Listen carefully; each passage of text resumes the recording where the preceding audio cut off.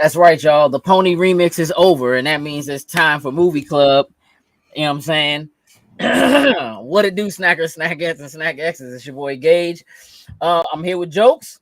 Yo. And Sin. Yes, sir. And Coop.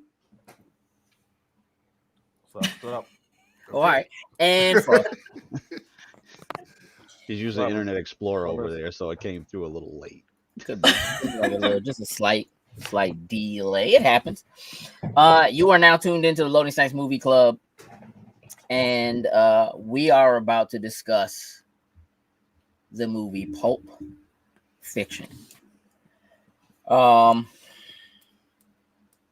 gonna be honest. I don't know where to begin.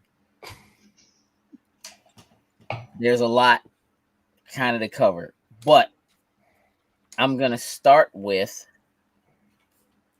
Let me think for a second. Who's old enough to have seen this in the theater? I think it's I think it's just me and Sin. Yeah, because not at that age. So this movie came out in 1994. Was originally penned in 92 and 93. Quentin Tarantino. It's like his first major film.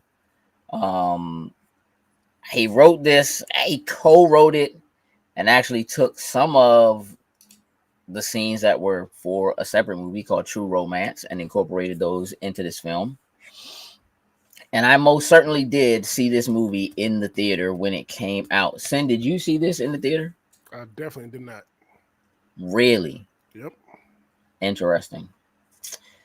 So we can get into what the theater experience was like for me a little later. When do you first recall seeing this movie, Sin? I think I want to say it was well after its release. Like I didn't see it in the theater, and I didn't see it like when the first, came DVD or anything like that. I think it was a while down the line where we finally sat down and watched it. Okay. It wasn't fresh when I saw it. It had been out for a while. Okay. How did the rest of you end up coming across this film? Coop, I'm going to start with you. I actually saw it. I actually bought it on Blu-ray when we were all working at Best Buy. I had never seen it. I was familiar with the cover and everything, but it was just one of those things that I just never got to. And then bought the Blu-ray, watched it, was confused, and I watched it again. What made you buy it? Why'd you buy it? I'm pretty sure it was K. That makes sense. Yep. That makes sense that he made you spend your money on it. Yes. Frosty? Yes. What about you? I'm thinking about it. I've just known about this movie for a really, really long time. I worked at movie theaters, so like all of them had seen it. Mm-hmm. Oh, okay. That was new. It's gonna be one of those nights. That was really interesting. Don't wish that upon us, Sin. Didn't want to hear from me. That's fine. Yeah. They all work at theaters. And everybody who worked at the theater with you had already seen it. Yeah, like they were all huge movie buffs, and like Pulp Fiction was like huge. Everyone loved this movie. It was just Quentin Tarantino, like at his best. So, yeah. Got it. Jokes? For me, it was probably around like the mid 2000s. It was shown on regular cable TV once, so I didn't necessarily get the full experience of it initially. But it was like one of those, TNT movie something type of thing, something like that. Yeah. Well, you got the Mother Trucker edits. Yeah, but say yeah, that's what he got. Listen, I think back to it, and I don't remember, but I know thinking about it now and how things will get censored on TV, I was like, yo, it had to have been horrible. Mr. Falcon, all that stuff. He doesn't know what that means, man. You really just wasted that. I'm the only person who understood what you just said. Damn. And I want you to know that I almost said it. And I didn't say it because I knew nobody else was going to know what that meant. We'll save that discussion for another time. Sure.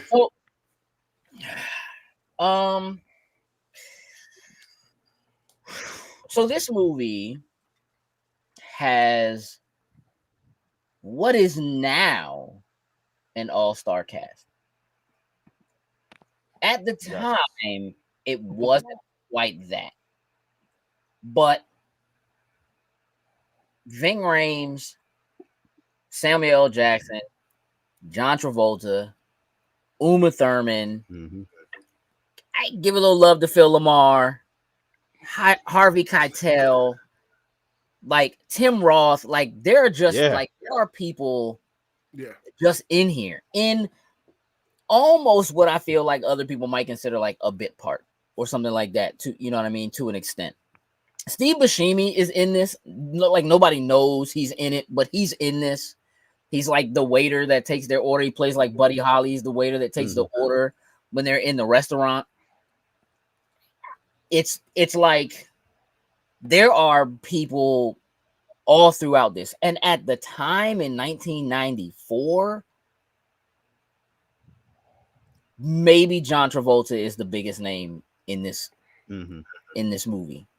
Like people know Harvey Keitel, but he's like barely in it. Right. So like John Travolta's realistically like the biggest name in this movie. And for real, I don't even know if Travolta at the time really matters. Like Travolta had this might have actually been the joint that kind of kicked off a comeback for him because Sam, when year did Face Off come out? Oh.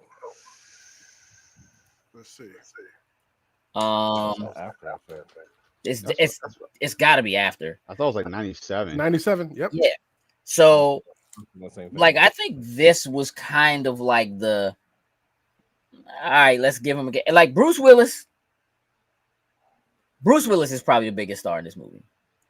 I shouldn't even really say Travolta. Like Travolta had it. Bruce Willis at the time really probably is the biggest name, and then John McClane. Right. Die Hard. Just Die Hard and Die Hard some more. And then Die Hard again.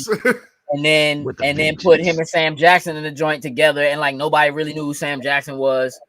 You know what I mean? When Die Hard 3 came out. So again, like you just have all these people who are in this film who for the most part either at some point had been or go on to or rekindle a position in Hollywood that like I definitely don't think that from this film you could have figured that that's what was going to happen. Yeah.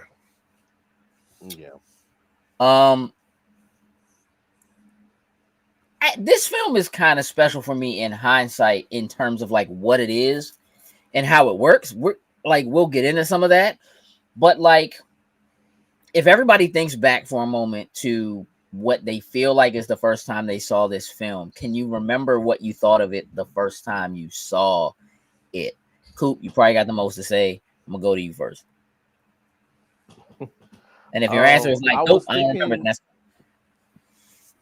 that. No, I was thinking like, oh, this movie's not in order. Yeah. Watching it through, and then like I was like, clear. But now okay, all right. Let me try to, catch up with myself to see this movie. And I definitely had to give it a second look almost right after, just to like, keep myself up with the writing, or I guess the story. Frosty, what about you? I don't remember the first time I watched it. Okay.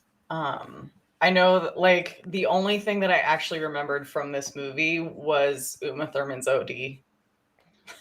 Which is I mean I forgot all about that until Hey, listen, there's so much of this movie that I forgot. There was one scene that I specifically remembered. I was waiting for the whole movie. Like, when is that part gonna happen? And then when it got to that point, I was like, here it goes. Yes. Yeah. When All right. what's I can't. When Phil Lamar got shot in the face. That's what it was. Mark Ritzler? Yeah, that's what it was. Jokes, what's Oh God. you just said that the first time you saw it was like on cable TV, so you got like I really the couldn't watered give you down parental advisory version. What? of it. So yeah, nah, I couldn't really tell you how. I feel like this was just one of those, I watched it and kind of just kept it moving afterwards. Like, I feel like, I'm gonna be honest with you, I feel like I probably sat and was watching it with my mom, and I think that's probably more or less why I watched it at that point. But I couldn't tell you from the first time. Can you remember about how old you were? That's a no. 12 or 13 probably. Okay. I mean, that's I want to say. Just like So when this came out, I was like 15 or 16, and I did see it in the theater. And I think I just thought it was cool because it was violent. Mm-hmm. And like, I don't remember having a high appreciation for the music, which is very different from how I view this movie now. I remember just feeling like it was weird. And that, like, I couldn't figure out why I enjoyed it, but I thought I enjoyed it. It was like, I remember feeling like I wasn't sure if I was supposed to think Uma Thurman was attractive or not.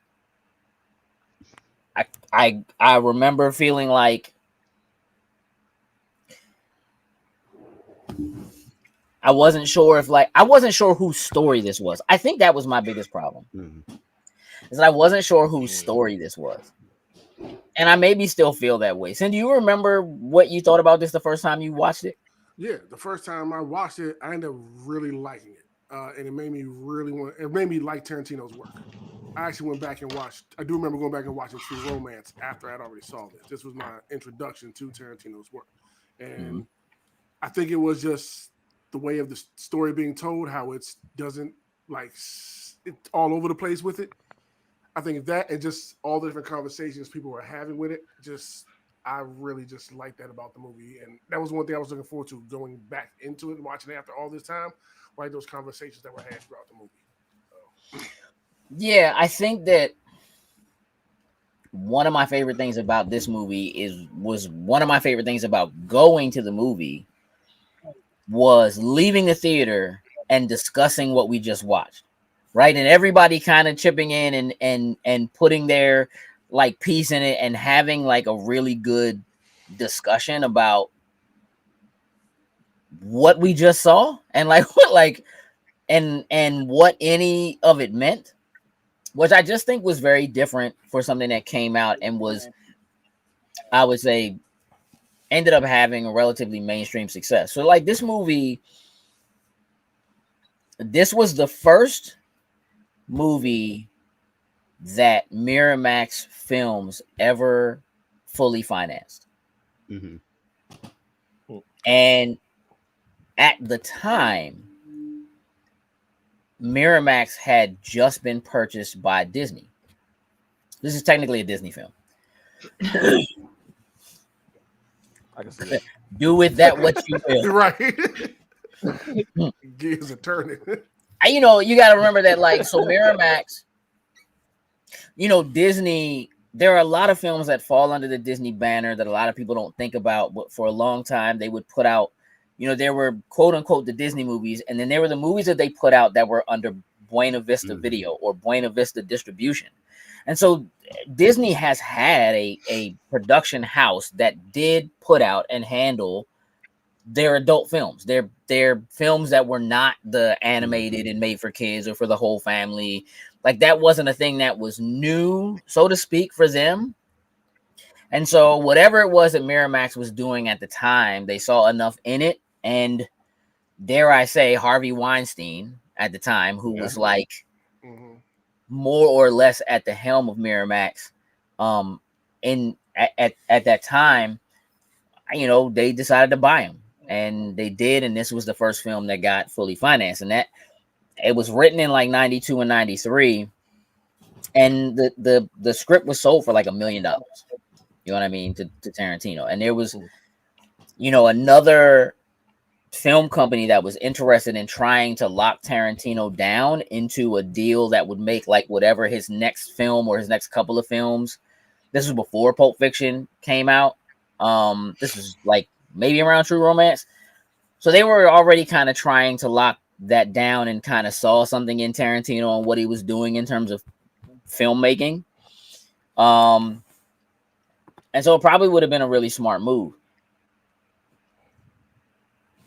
I currently am not sure if I like this movie anymore. This movie isn't about anything. I haven't. So, that was my This reaction. I movie was ain't like, about shit, bro. That's the biggest Here's thing I the took away from it watching the whole time. I'm like, okay, this movie isn't about a damn thing. It seems like it was a bad day for everybody. Like that's literally what it just seems like. Yeah, just a rough day. So, and that So, might be part of what makes the movie special, right? Is that, I mean, look, you can scour and find people talking about Pulp Fiction and like what it really means and what are the overarching themes and blah, blah, blah, right? And mostly it is a movie that is comprised of maybe like a bunch of coincidences, like the way things are tied together. So I have some questions for you all that are I just need some answers. I need some answers. I have one of those too. Yeah. So I'm gonna start with you, Jokes. Mm-hmm. Why is this movie out of order? Why doesn't it happen in sequence? I feel like just for the kind of showing the pieces of it still doesn't matter because you can still rearrange it either way.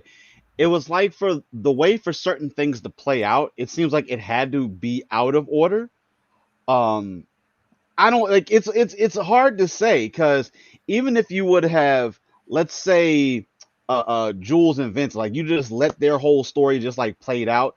Obviously, by the time they got to Butch, it would have kind of been like, well, who is this guy and why is he coming after him? So I feel it's like a whole nother story. Yeah, so I feel like I feel like maybe originally, maybe the idea was to have this kind of be like a normal straight line type of movie, and then someone was like, "Hold up, something's not right here. We need to move some stuff."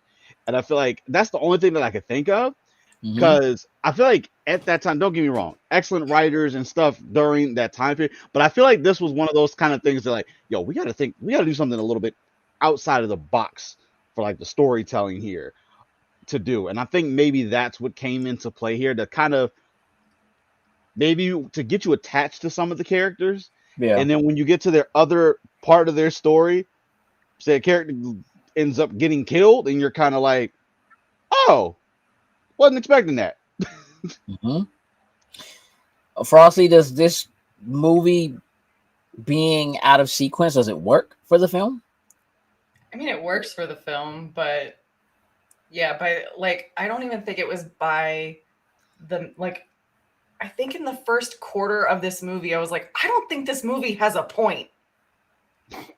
No. It didn't even take me that long to be like, is there even a point to this movie? Like, is there like an end goal? Nope, just a series of unfortunate events happens in these evildoers' lives. Kind of. No, you say evildoers. I mean,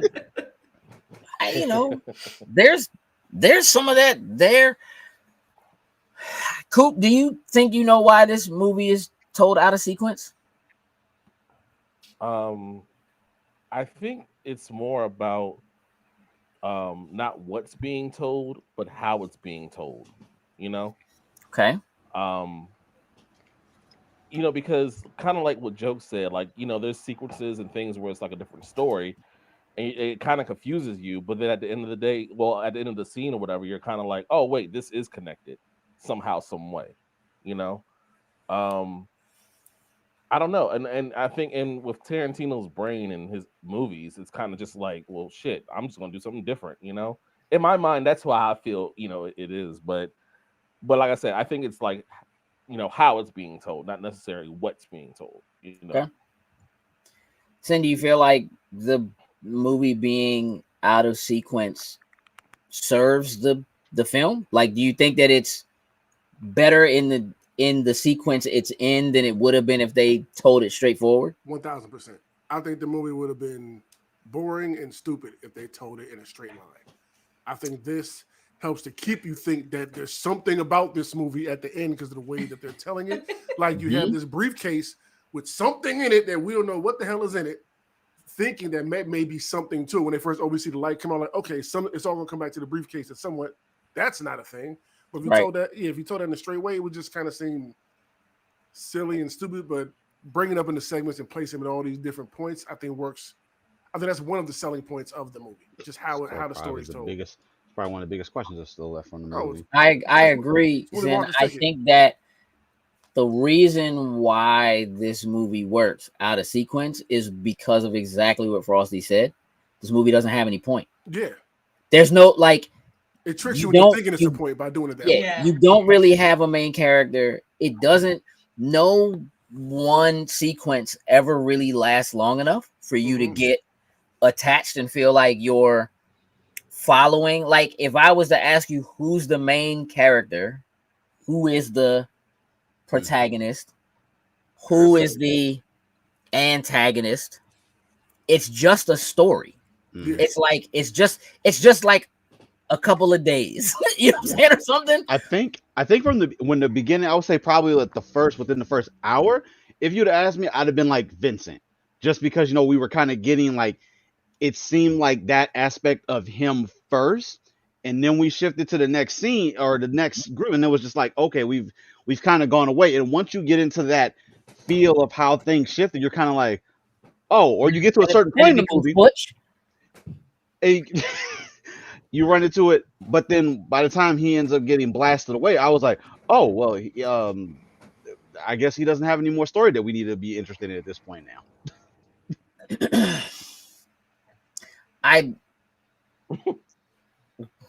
What are you laughing at, Coop? What are you laughing at, Coop? Like, nothing.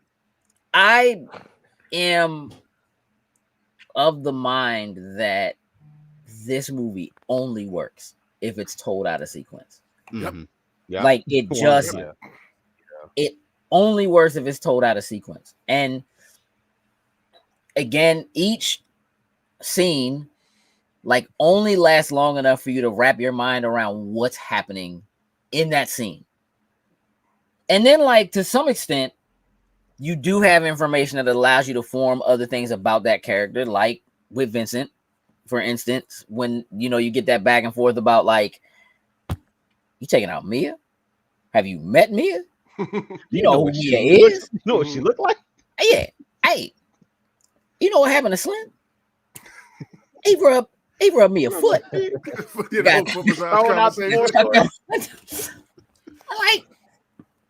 it's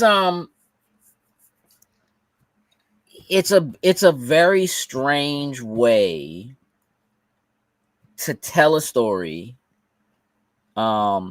Heather says being out of sequence puts the focus on the individual parts, which is correct. But it also never lets you stop paying attention. Like, if this movie was in sequence, I think you like, all right. Yeah, it doesn't work. But it being out of sequence and only giving you so much for so long, then kind of moving on to something else, it almost like resets you. And then you kind of get back in and you get a new level of familiarity because you are seeing someone who you recognize or who you saw in part of another scene or whatever. And like, okay, let me just all right, let me follow what's going on here. And you spend the entire time trying to make sure that you can continuously pace And piece it all what's together. happening. Yeah. And so I think that's why it works out of sequence and why it maybe only works out of sequence. Cool. Yes, sir. What is in the briefcase? Oh, it's his soul. I can't even think of the character. Ving Rhames. It's his soul. It's his soul. All right, don't say anything else. You just all right. Frosty, what's in the briefcase? Gold. All right. Duh. All right. know, All right. that's- It was a Zelda that's- chest. All right. Jokes, what's in the briefcase? I don't know, because that's what I was gonna say. It was gold. Like the fact, whatever it is, it's something everybody knows what it is. So I don't fucking know. It's gold. I don't know. I really don't. If it was gold, do you think that when somebody saw it, that their response would be, "Is that what I think it is?" Right, that's what I was saying. Like, it's clearly something that people know what it is, and it's like, Yeah, what the hell are you carrying around the briefcase? Obviously, I can tell you. listen, Samuel Jackson was not giving that briefcase up. Like, it was, Yeah, but he had a job to do. and that's what I'm saying. How important he was more afraid of what Vin Rain was going to do to him than anything else than with him in that briefcase. Yeah, but I don't think that had anything to do with the briefcase because listen, he could have been bringing home Ving Rhames cabbages from the grocery store. And if my man tried to take them joints from him, he was going to be like, listen, bruh, let me tell you what you're not, let me tell you what you're not taking with you. You're not getting this cabbage. I know that. Could You imagine can take every wallet and cabbages just glowing in a this briefcase? cabbage. Do you know whose cabbages these are? Every idea whose cabbage. Look, My man got glowing cabbages. Yeah, what? Say what's in the briefcase. oh, that's easy. It's Willy Wonka's golden ticket. Exactly. Yeah, Because it has to be, right? has to be. That's actually a good answer. It's actually a really good answer. Is that what I think it is? Like it's gold when you open it up. Like, And Heather says the briefcase contains a shiny MacGuffin, a shiny McMuffin. I feel like that's supposed to be a MacGuffin. I'm standing on mine. Willy Wonka's golden ticket. So here's the thing: Hurry up and run home. the I like briefcase that answer, I like that. is exact. It's just a movie trope. It's a Mhm. MacGuffin. Yeah. You're not supposed to know what it is. It doesn't matter. You just know that's It's what they're important. after, Yeah. and you know that it has caused. It literally is just the bind that ties everyone else together in this film. That's it. It's literally that's all it is. And so it's like I think that the point of the movie is that it doesn't matter what they're after. What's important is how it ties everyone together. There it is. See, yep, Yep. MacGuffin. Yep. It's a MacGuffin. And all a MacGuffin McMuffin is now. whatever the thing. I do it kind of like I do kind of like golden McMuffin. Yeah. They sound bomb. Like, is that buttery? Like, Now, They we go need a parody movie. We need a whole parody movie now of it being a McMuffin. You're right. From McDowell's. From McDowell. So The Golden McDonald. I feel like that's supposed to be the point. Dale says it had one of those Dune cups, covered in Dune cups. Look, Man. I do think that like Tarantino is one of those people who I feel like feels like he's always the smartest person in the room, and is always attempting to do something in a way that is designed to tell you, like I'm gonna be honest with you. This movie feels to me like Quentin Tarantino going, I bet you I can make people sit down and watch a whole movie about nothing. Never tell them what it is, never show them what it is. And the only hook is when they open the briefcase, it glows. That's it. Like, it's worth killing over, it's worth dying over. it's worth stealing. You know what I'm saying? It Mhm. like it's just the thing that ties everyone together and drags us as a viewer through the entire rest of the movie. That's it. Like, and I Definitely honestly want believe that that. he's just like, watch me tell this story. Oh, Pepsi says, with the non-linear timeline of the movie, why was Winston Wolf's character the only one that has a spinoff? It's listen, it's a great question. I mean, one, maybe because it's Harvey Keitel. You know what I mean? Maybe. Two, maybe because Samuel Jackson's character decides not to Get continue back into business. further. Vincent dies. Yeah. You know, I think maybe we think we know what happens to Butch, to Bruce Willis's character. We know he got Right? out of Dodge. Unless he got died. That dude left Yeah. the country probably by the time. Smart. So Yeah. And like, I think maybe Ving Rhames could have got a series out of it. Like, there could have been a show listen, about the rest of his exploits. bro, it'd have been a 6-episode thing just about him just torturing dude. You know what I mean? Like, I just, I think this movie spends so much of its time taking the moments where you're like, what is happening? And then intermittently smacking you in the face with shock and awe. Yeah. Yep. Yeah. That's it. Yeah. Tarantino's films, but this film especially, is laced with just regular conversation. Yep. Two people Mhm. just walking down a hallway, like under normal circumstances, That's right? one of the things I actually love about the movie. Me too. Agreed. Is that, and the fact yeah. that with something with Tarantino's work, that when it comes to those conversations he likes to have in his movies, they feel so real and authentic. Yeah. Mhm. And here's the thing. Great dialogue movie. They might be a touch out of touch in some cases. Like, in any other circumstances, if you have two, let's call them hitmen, who are on their way to, in some manner, do what gangsters / hitmen do, the conversation they're having certainly isn't about a Royale with cheese. But it could be if they just do this all the time. Mhm. You know what I mean? Yeah. And they don't stop to think about what they're up against until they get there. I'm gonna tell you right now, my favorite line in this movie is, we should have shotguns. That's it. We should have shotguns. How many people we dealing with? I don't know, 3 or 4. Is that including our guy? I don't know. Shit. So we could be dealing with 5. Could be. Hey, no, we should have shotguns. Like that right there. I felt that probably more than anything else I know you did. in the whole movie. I was like, hey, you know what? He's right. I don't know if he's right about anything else in it. They should probably have shotguns. It would have just But made also, I things. think that's what makes this movie great too.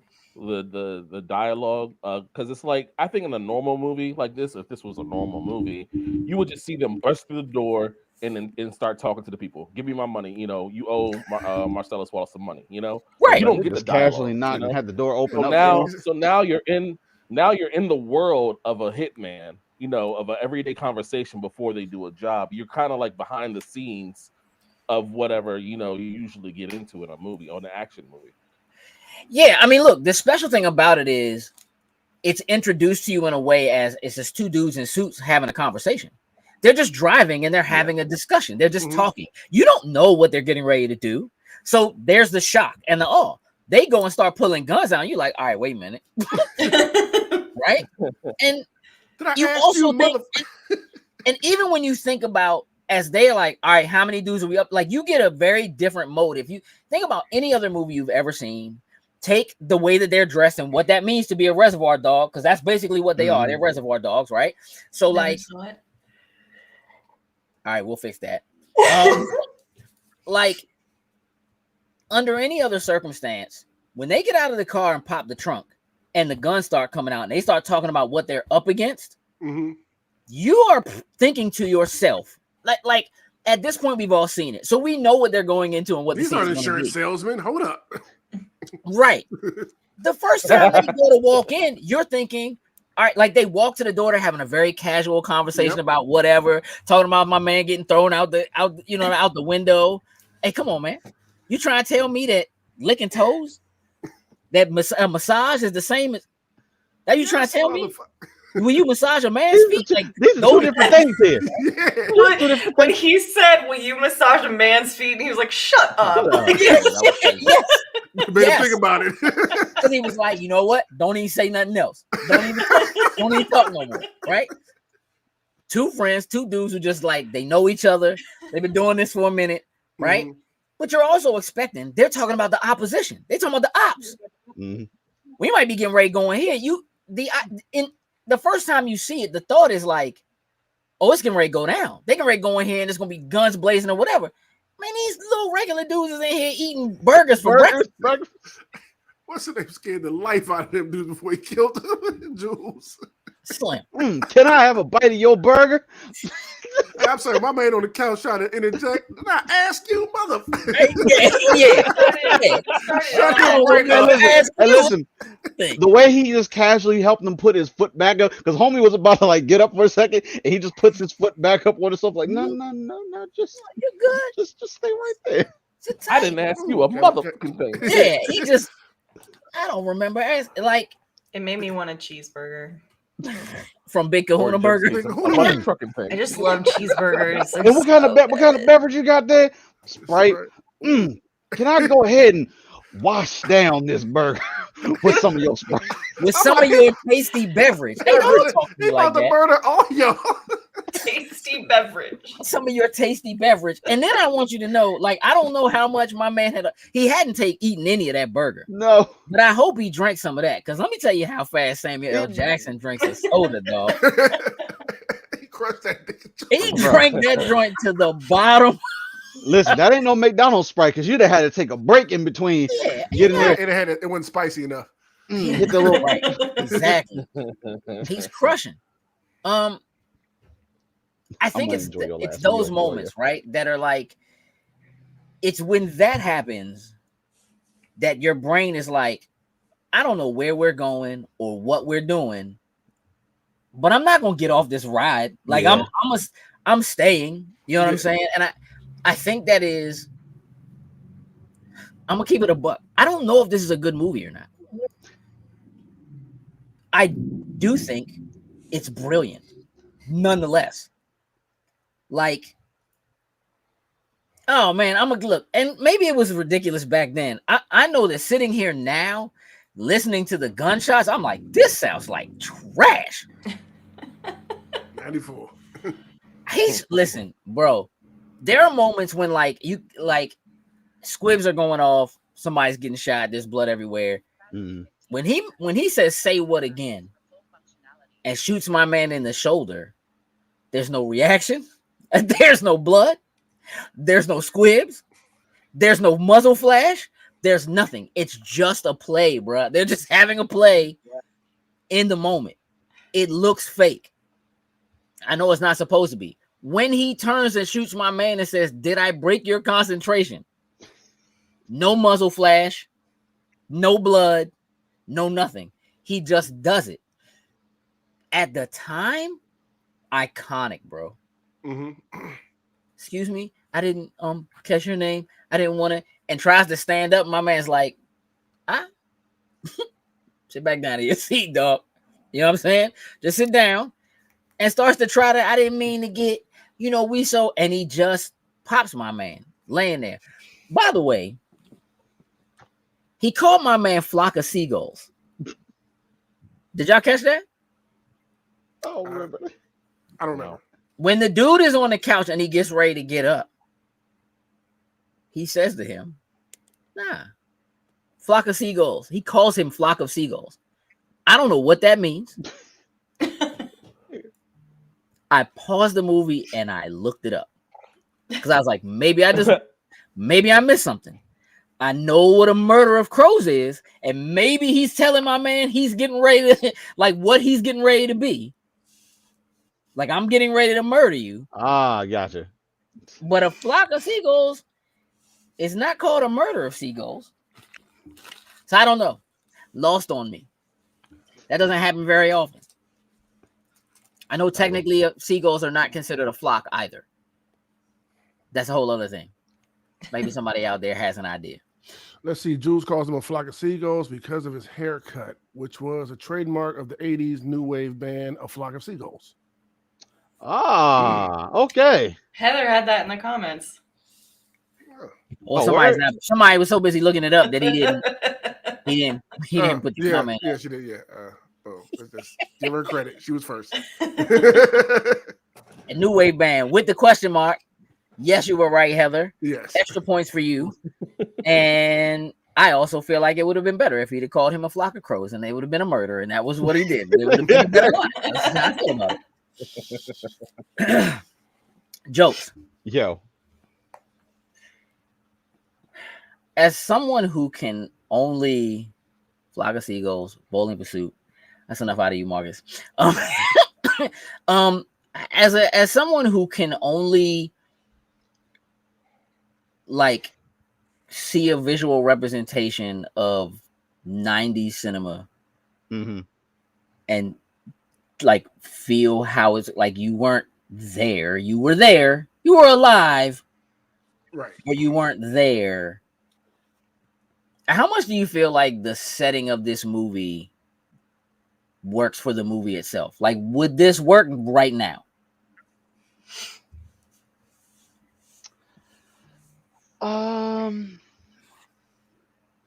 I think the majority of it could. I'm thinking of some parts that probably. I feel like the only one that would have probably like I don't know how big of a name Butch was as a boxer, as a fighter. I mean, like I could imagine like if we were on social media now, there probably would have been, video of him all over the place, him dipping and leaving. I'm sure someone would have probably been camping outside of his apartment because like he lived in a regular apartment with I don't know what to say, but average everyday people. And I feel like social media and folks would have just been out there, especially either before or after a fight. But other than that, like I feel like the things would still happen the same way. Maybe they would have been the guys in the room when Vincent and them showed up. Maybe they would have been on their phones, on social media or something versus just sitting there, reading or something like that for it. So I feel like those small little changes probably would have came in. Maybe Vincent and Mia weren't dancing. I don't know. Maybe we're playing a video game. I don't know. Something like that. I feel like those small things would have gotten changed. But other than that, I feel like it probably would still be able to pull it off. I mean, this movie would certainly be different if everybody had a cell phone. Oh, 1,000%. It'd be a whole different movie. Like now, everybody would have had a cell phone. Yeah. It would be so like, like they were actually like, is that a cellular phone? Like use the whole word, bro. Like the whole word. Is that a cellular phone? That wasn't the case. The first cell phone. Yeah. Sin, what for you in this movie? What works? What doesn't work in this movie? Here's the thing. I think, even though the movie isn't about anything, I think it works overall between, like we talked about, the conversations between the way that it's shot, the music, the way everything's kind of out of order. I think it works overall, honestly. I don't see it working nowadays. Okay. I think this fits well, like frame this, bottle this up, and put this like in a museum. Like this was like 90s cinema in a overall kind of nutshell. Yeah. I don't think it would absolutely work. Just the conversations alone wouldn't work. Like it's too, it's a whole different time that we're in. Like it was some cringeworthy moments. What stands out as a cringeworthy moment? Well, the number one with a bullet is Quentin Tarantino. himself 40 N-bombs. Casually. So in my garage. Like, whoa. Like one, when he hit one, it was just like, oh. Like, and then it came back with like, oh no, clutch his pearls. Exactly. He stepped on the gas and didn't let up. I'm And telling you. Samuel L. Jackson just sitting there with his little like, Hey, listen. hey, like The Samuel L. Jackson now would have probably come out of character. Mother, what did you say? Like, whoa, Will you read him a scripture? Like, I mean, do something. I mean, real talk. We talked about this a little bit last night, and I was like, we got to save it for the show. But for me, Elle says none of the happenstances could have taken place in today's time. In a lot of ways, you're right. Because again, social media, everybody having a cell phone, all of those kinds of like those paths kind of crossing. Yeah, I don't think that would have worked the same way. I'm gonna be real. That and Tarantino's kind of known for this, but like that moment, the Bonnie situation. Mm-hmm. That's the most off-script moment, and I'm telling you, Tarantino was like, "I'm about to say this, and I'm gonna just I'm getting away with this. I'm just gonna say it, and nobody's gonna be able to do anything because I'm the director. Who's gonna say cut? Like who's gonna stop me? I'm running at it, and I'll be honest, Samuel L. Jackson just kind of has to sit there and eat it. That's facts. It was at the ring camera. Hey, look, hey, listen. That's a good one. They probably shot them Jones separate and then just cut them together. It's like, yeah, hey Sam, you probably don't want to be in a room while I do my scene right before. Yeah. Yeah, I don't know, man. I don't even in today's, like, I don't have Butch jumping out a second story window into a trash, and like I just don't. No, I don't. Yeah, no. I just don't. But again, jumps out of the joint, jumps into like a Chevy Nova, and goes to a payphone. Like seals off in the Nova. It's a payphone, bro. Like, you know, and he got in the cab, but even her, like, for real, even just being like, "You the fighter, right?" I just heard it on the radio. Like, you killed that dude. He's like, "Oh, well, he shouldn't have gotten a ring." Like I don't. Yeah. It is what it is.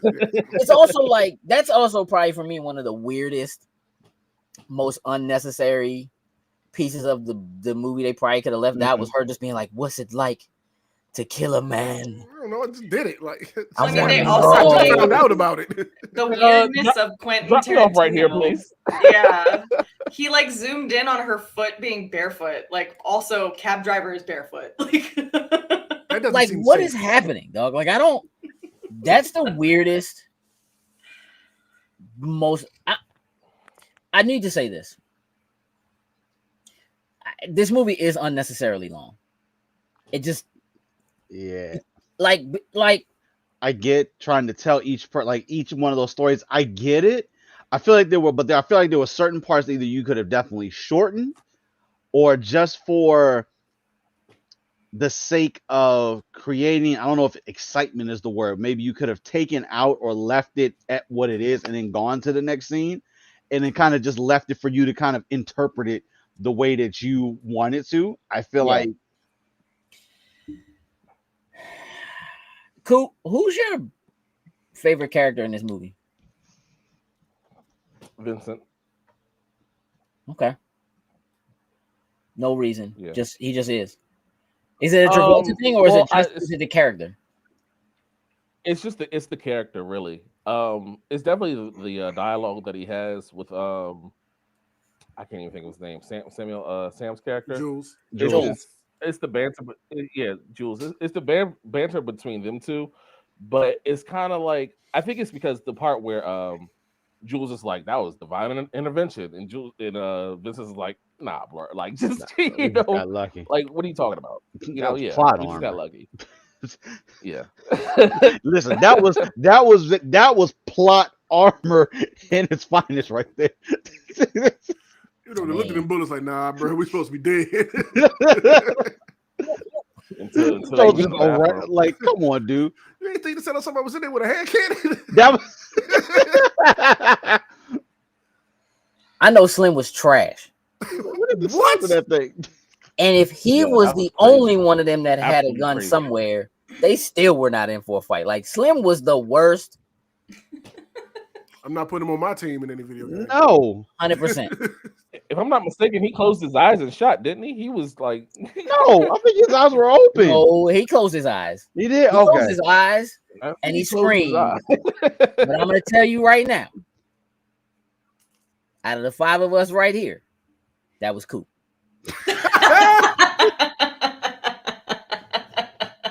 1000%. You know what? Okay, look.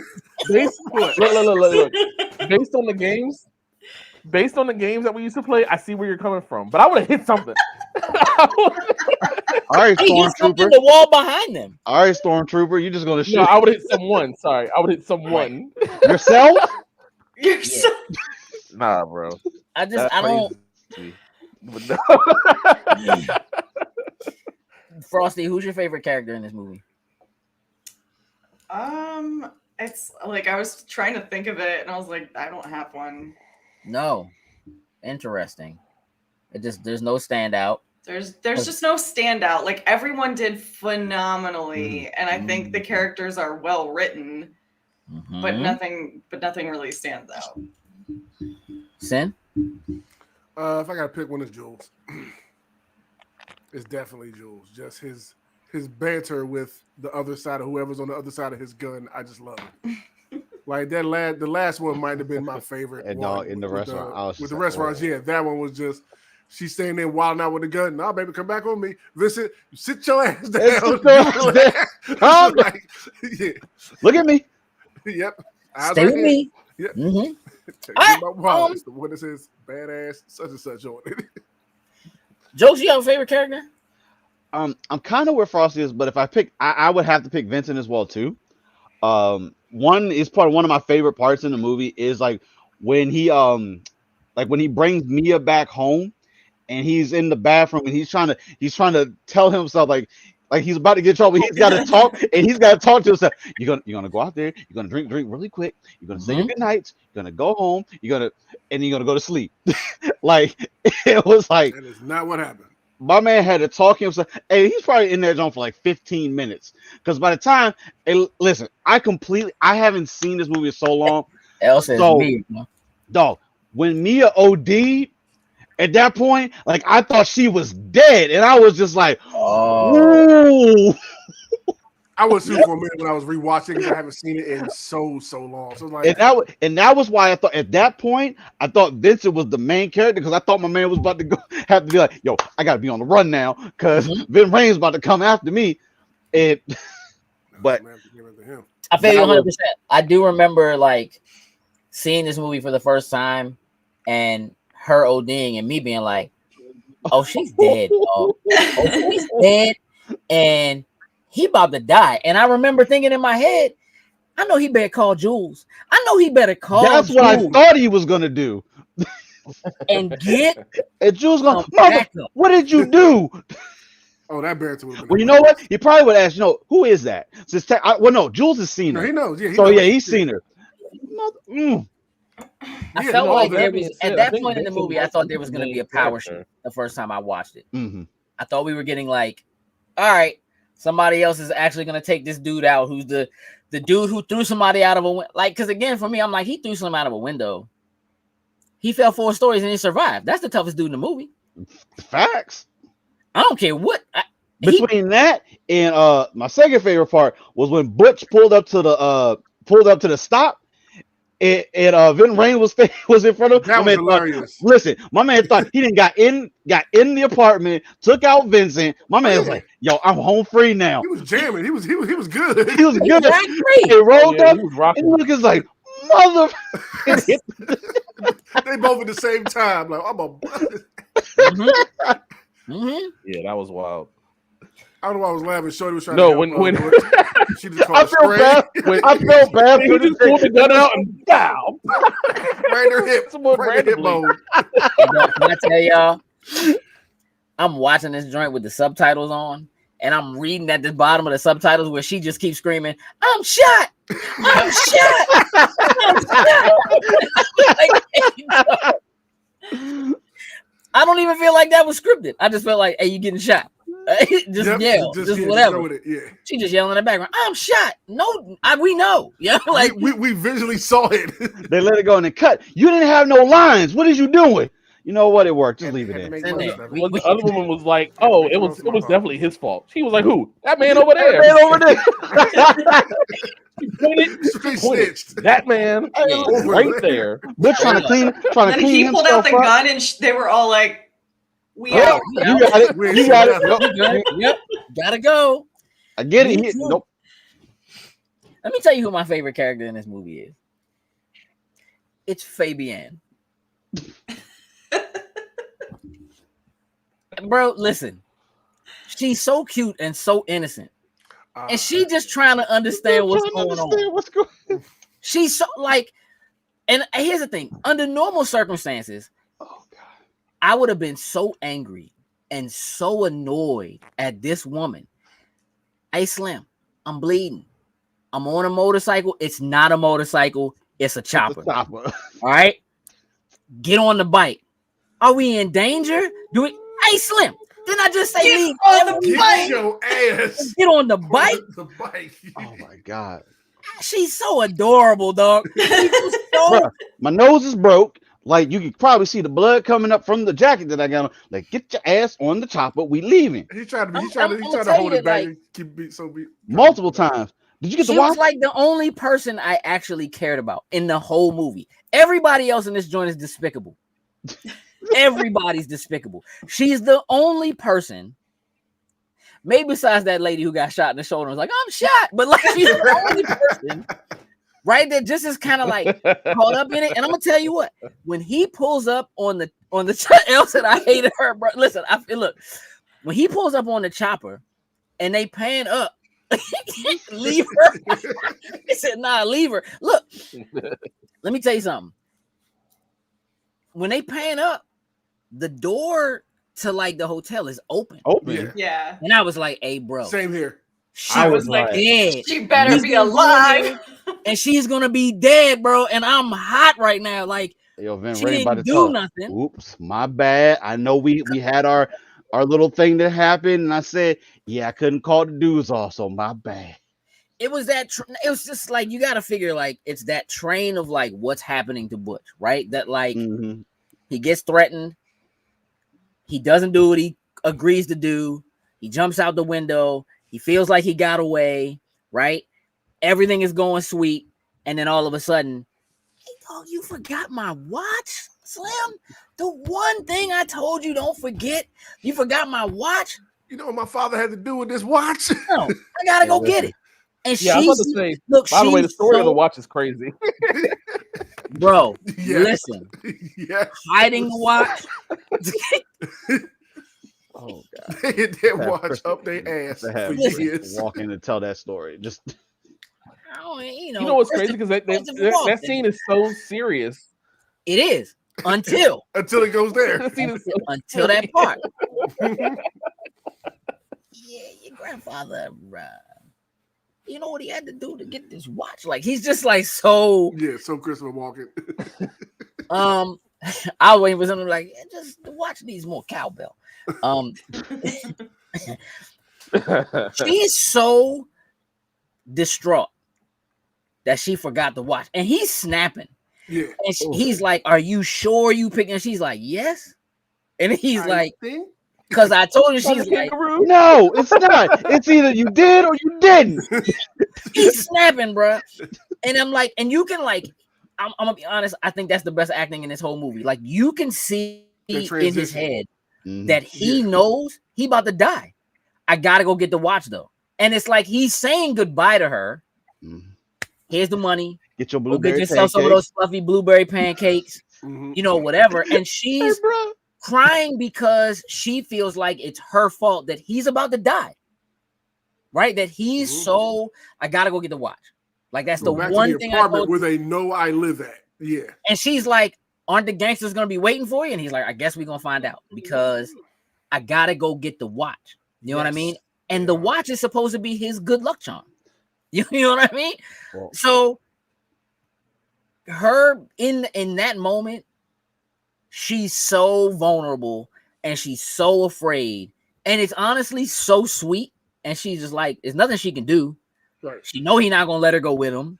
How's she supposed to go get pancakes right now? Like, what are you talking about, right? Room service. Hey, they didn't want When to he came let back, out a I little don't laugh think when that she was hotel like she had. just had Motel. buttermilk pancakes.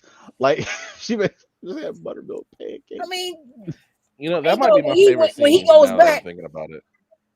I think she's gonna be dead, and I'm upset Mm-hmm. because she's the only person that I felt like wouldn't deserve it. Everybody else, even the lady with the, hey, whatever.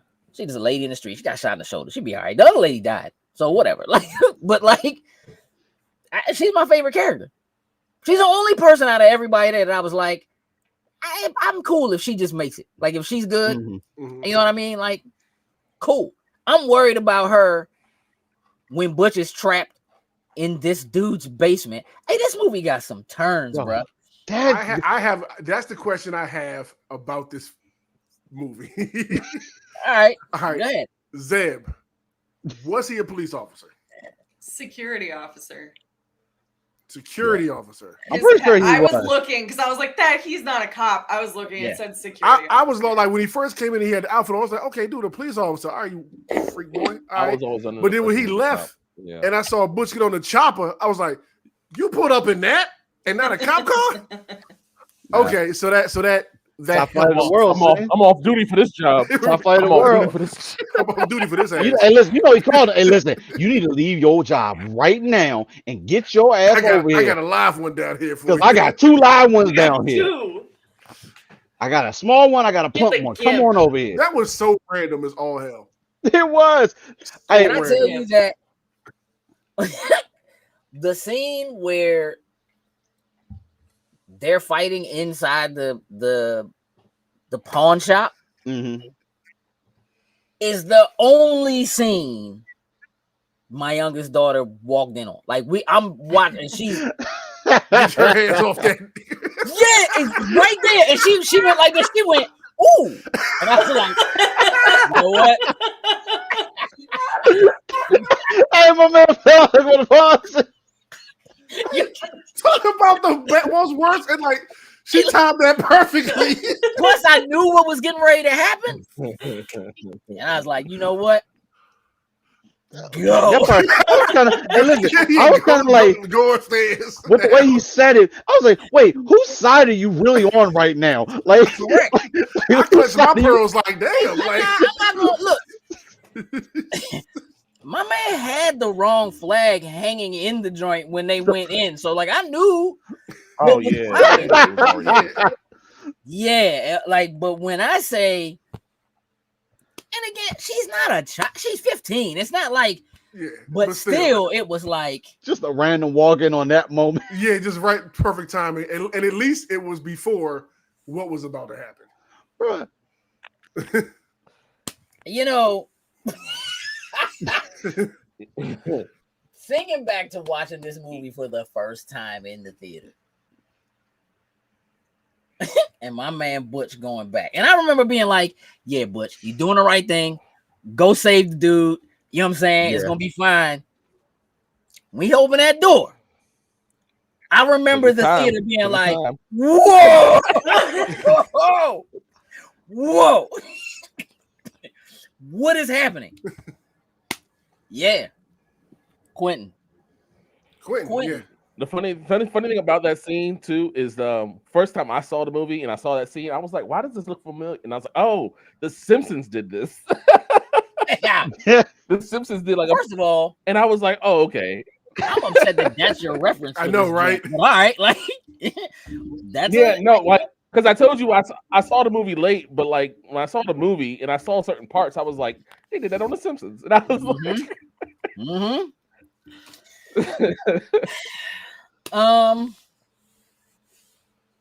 Frosty,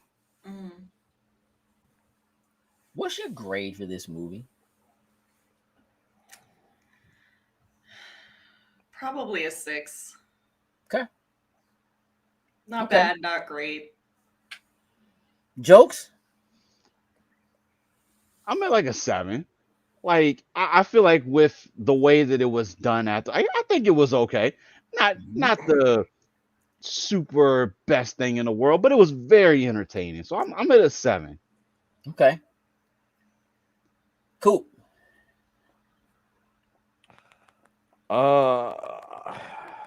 I want to say a 9 to be honest with you, but I think I'm gonna give it an 8.5 Why? because I mean, going back to the conversation, I didn't even realize what you said. Like, when they break into the dude's house, there's no muzzle, there's no muzzle shot, there's no like a lot of the stuff. It seems like Eh. it's very but I mean, overall, I've always enjoyed this movie. But like you said, if this movie was in order, then this is probably getting like a 5 to be honest with you. But like I think like how it's told, kind of saves it for me always. Sin. I'm at a 7. I enjoyed the movie. I think it's what the good things about it are the conversations, and it is the way that it's shot and the way it's cut and all that kind of stuff with the music and everything. I think the movie isn't about Jack-ish though, so like I can't rate it higher than that. But I think it's a solid 7. I enjoyed it, but yeah, it is what it is. It stays in the 90s. So I think I'm at a 5 for this movie. And it's not because the movie's not enjoyable, so to speak. I think my issue with this movie is that I'm not sure I could recommend it to anybody. There are things like, to be honest with you, I think from a dialogue standpoint, it is very cool the way they initiate having normal conversations. That part of what's happening in this movie feels very Studio Ghibli to me.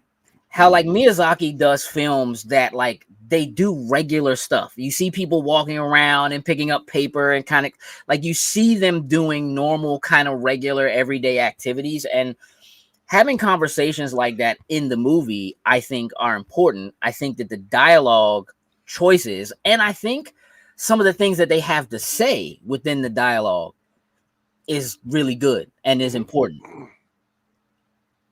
But as a movie, I'm not sure there's any real purpose for it other than it being, this is a filmmaker's film. This is the kind of movie that like, if you're in a film class, you should watch this. You should watch for how they shot it. You should watch for how it's edited. You should watch for how they do dialogue, how they handle it. All of those things I think are important things. And so if it was somebody who's like just considers himself a film buff and they just love movies, I could see myself being like, you should really watch Pulp Fiction, because it really is kind of a class on how to do certain things, right? And kind of how to push the envelope. And so, and kind of like get away with it, right? And it does, in fact, obviously all of the rest of Tarantino's work is influenced by his own work, right? By what this is and what he could get away with. Right. Elle says cinematographer's wet dream. And in a lot of ways, I agree with that. If you just look at the close-ups, the different angles they shoot from, like all of that is. And I will also say what we didn't really get into is I do love the music and the use of music in this movie throughout. Not just the well-known songs that they choose, what they dance to, whatever, but even just what's playing in the background as things are happening, I think is very well chosen and makes a lot of sense. But in terms of someone being like, I'm looking for something good to watch tonight, this is not a thing I'm going to tell somebody they should go watch, right? This is not, there are definitely scenes I think people should see. At this point in society, I feel like go to YouTube and look up the Big Kahuna Burger scene Stuff like with that. Sam Jackson, right? And watch that. And that's what, go look up Say What Again, right? Like there are definitely things that are in it that I feel like are iconic, especially now. Like Badass Sam motherfucker Jackson, wallet. exactly. Hey, listen. Exactly. Right? Like Sam Jackson being who he is now, if he hadn't become who he is now, even that scene wouldn't be as good as it is. It is what it is because it's Sam Jackson saying, say what again? Right? Like, that ain't no country I ever heard of. They speak English and like, you know what I mean? Nobody drops an M bomb like Sam. Dude, you Sam speak it. Jackson. Right? Yeah. Him instilling fear, getting loud, being able to kind of break into giving Bible verses, but he does it like 3 different times in the movie. Like Did I enjoy the movie? Yes. Would I watch it again anytime soon? Nope. I'm honest. I never need to see this again. I would be totally fine if I never see this movie again. Totally fine. Everybody who's somebody that's in this movie has movies they're in that are better than this. Oh, that's valid. There are tons of Samuel L. Jackson movies I would recommend over this. John Travolta movies I would recommend over this. Bruce Willis movies I would recommend over this. Tim Roth movies I would recommend over this. Like Uma Thurman. Like I would watch Kill Bill. Don't watch this. Like that's, you know what I'm saying? Like where I am on this movie. I think it's important. I think it did a lot of things, and certainly a lot of movies have copied and have used this as a blueprint of sorts for things that came after it. But it's a really, really hard recommendation for me to just give to people to watch. And if somebody's like, yo, we about to watch Pulp Fiction, I'm good. Like I'm good. That's 2.5 hours. I'm like, I really can go do something else with. Like that's how I feel about it. So I think it has its merits for sure. Mm-hmm. There are things I do love about it. But when it comes to being able to recommend it, I feel like I can't. And so 5 is kind of where I am. Still a classic. Yeah. Still important. But we can move on. Right? Yep. Absolutely. Excellent. I want to thank everybody for hanging out with us this evening, joining the discussion. We'll let you know what the movie for next month is when we know what the movie for next month is. If you're here now and you're not going to see us later this week when we do weekly, have a very wonderful Thanksgiving. Please enjoy yourselves and be safe. For myself, for Coop, for Jokes, for Sin, and for Frosty, this has been the Loading Snacks Movie Club discussion on Pulp Fiction. We are out. Toodles and Loos.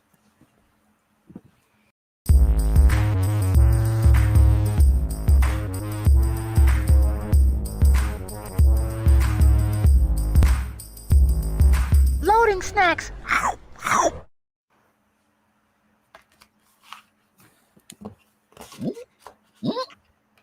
Let's do that again.